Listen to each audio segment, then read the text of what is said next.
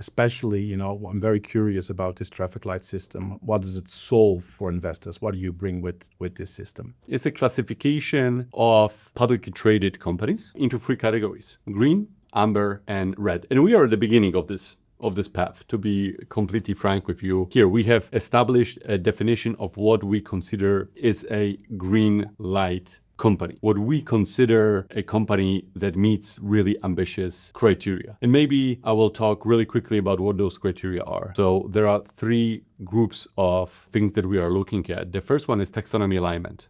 So to translate it into plain English, we are requesting and we are demanding the companies to have a majority of their revenue generated in a sustainable way. So a company to end up on the green light list, it needs to have 55% taxonomy alignment. So this is condition number one. But what about the rest? Do we care what the company does outside of this good revenue? What happens with the remainder 45%?